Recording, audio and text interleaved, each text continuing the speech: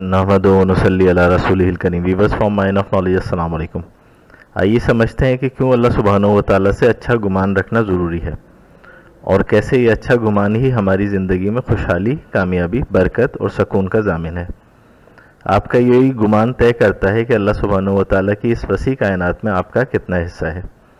अगर आपका गुमान यह है कि अल्लाह ने आपको बतौर मुसलमान एक मफलूकुल हाल, नाकाम, बेसुकून और कुएं के मेंढक के तौर पे दुनिया में भेजा है, तो आपकी हैसियत दुनिया में यही होगी।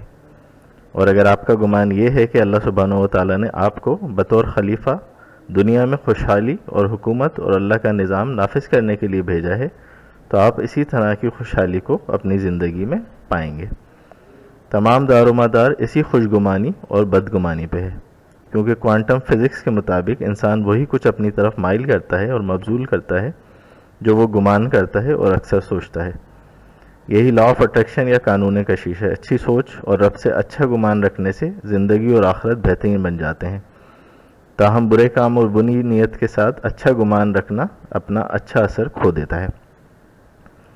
रसूलुल्लाह सल्लल्लाहु अलैहि वसल्लम को उनके विसाल से 3 रोज़ कबल हज़रत जाबिर ने ये कहते हुए सुना, तुम में से कोई शख्स दुनिया से इस हालत में रुखसत ना हो इल्ला कि वो अपने रब से हुस्न ज़न रखता हो।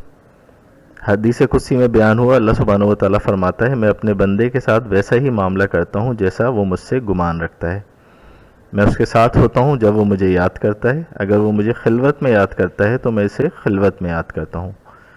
जिलवत में याद करे तो मैं इसे बेहतर मजलिस में उसका जिक्र करता हूँ। वो मेरी जानिब एक बालिश्त आगे बढ़े तो मैं 1 गज़ आगे बढ़ता हूँ, और वो मेरे पास चल के आए तो मैं दौड़ कर उसकी जानिब जाता हूँ। अल्लाह सुब्हानहू व तआला के बारे में हुस्न ज़न ईमान बिल्लाह की बुनियाद है। इसकी रहमत, जूद व सखा, उसकी हैबत, उसके कादिर मुतलक होने पर यकीन पूरे अकीदे का लाजमी जुज़ है। मज़कूरा वाला अहादीस में अल्लाह सुब्हानहू व तआला सराहत के साथ बयान फरमाते हैं कि अब्द को माबूद की बाबत हमेशा बेहतरीन गुमान रखना चाहिए कि अल्लाह के बारे में हुस्न ज़न रखने वाला कभी मायूस नहीं होता। जब बंदा अल्लाह को दिल के यकीन के साथ पुकारता है तो उसका रब उसकी पुकार को खाली हाथ नहीं लौटाता, कि ये उस ज़ात बारी ताला की शान के बरक्स है कि उसका बंदा बहुत मान से दस्ते सवाल दराज करे और वह अता करने में बुखल करे। वो तो गनी और अला कुल्ली शैइन कदीर है। उसका बंदा जब भूल चूक कर गुजरे और नफ्स लम्मामा की तंबी पे पलट कर उस गफूर और रहीम की जानिब तौबा की नीयत से रुजू करे तो उसकी शान करीमी जोश में क्यों ना आए। उसका बंदा उसकी रज़ा पाने की तलब में अमाल साले के लिए हरीस हो तो वो कई माओं से ज़्यादा प्यार करता है, क्योंकि उसके अजर में कमी क्यों करेगा वो। बात सिर्फ इससे इस लगाने की है कि इसके ख़ज़ीने तो भरे हुए हैं, ये आस लगाने की है। अल्लाह की रहमत से मायूस ना हो, उसकी रहमत से तो बस काफिर ही मायूस हुआ करते हैं। सूरह यूसुफ में मज़कूर है। सूरह फतह में अल्लाह सुब्हानहू व तआला फरमाता है, और मुनाफिक मर्दों और मुनाफिक औरतों और मुशरिक मर्दों और मुशरिक औरतों को अजाब दे जो अल्लाह के साथ बदगुमानियाँ रखते हैं। उन्हीं पर बुरी गर्दिश है और उन पर अल्लाह ने गज़ब फरमाया और उन पर लानत फरमाई, और उनके लिए दोज़ख की आग तैयार की और बहुत बुरा ठिकाना है। और अल्लाह और ज़मीन, अल्लाह आसमान और ज़मीन के तमाम लश्कर उसी के लिए हैं। अल्लाह बड़ा गालिब हिकमत वाला है। इमाम बसीर रहमतुल्लाह अलैह के अल्फाज में, मोमिन अपने रब से हुस्न ज़न रखता है इसलिए नेकी की ताक में लगा रहता है, और फासिक बदगुमानी रखने के बाइस बद आमालियों में घिरा रहता है। ये बुराइयों के उस दायरे में तैरते रहते हैं, परेशानियों और खौफ के चक्कर में घूमते रहते हैं। अल्लाह खुद बदगुमानी रखने वालों के रवैये को उन मुनाफिकत की अलामत करार देते हुए मलामत करते हैं जब वो उन मुनाफिकीन का जिक्र करते हैं जिन्होंने रसूलुल्लाह सल्लल्लाहु अलैहि वसल्लम और उनके असहाब के साथ ग़ज़वा अहद के मौके पे बदअहदी फरमाई, जैसे कि कुरान पाक में इरशाद हुआ, फिर उसने गम के बाद तुम पे तस्कीन गनूदगी की सूरत में अमान उतारी जो तुम में से एक जमात पे छा गई, और एक गिरोह को जो मुनाफिकों का था सिर्फ अपनी जानों की फ़िक्र पड़ी हुई थी। वो अल्लाह के साथ नाहक गुमान करते थे जो जाहिलियत के गुमान थे। वो कहते हैं, क्या उस काम में हमारे लिए भी कुछ अख्तियार फरमा दें, कि सब अल्लाह ही के हाथ में है।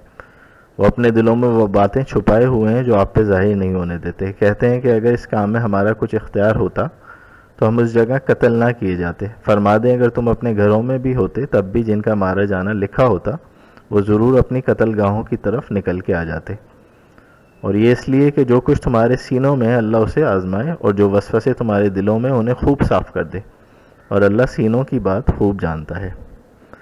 مختصر یہ کہ اللہ سے اچھا گمان رکھنا ہم سے اس بات کا تقاضا کرتا ہے کہ ہماری امیدوں کا مرکز صرف اور صرف اللہ سبحانہ و تعالیٰ کی ذات ہو، جو کہ رحمان بھی ہے اور قہار بھی، لیکن ان صفات پہ ایمان ہمارے یقین کو متزلزل نہ کر پائے۔ اگر ہم اخلاص کے ساتھ اس کی راہوں پہ نکل پڑیں گے، گناہوں کے بخشش کے طلبگار ہوں گے اور نیکی میں سبقت لے جانے کی کوشش کریں گے، تو اس کی رحمت کو انشاءاللہ ضرور پالیں گے، جو زمین و آسمان کی حدود سے بھی باہر پھیلی ہوئی ہے۔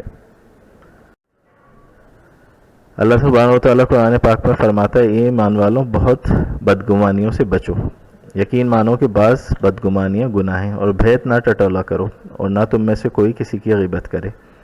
کیا تم میں سے کوئی اپنے مردہ بھائی کا گوشت کھانا پسند کرتا ہے؟ تم کو اس سے گھن آئے گی۔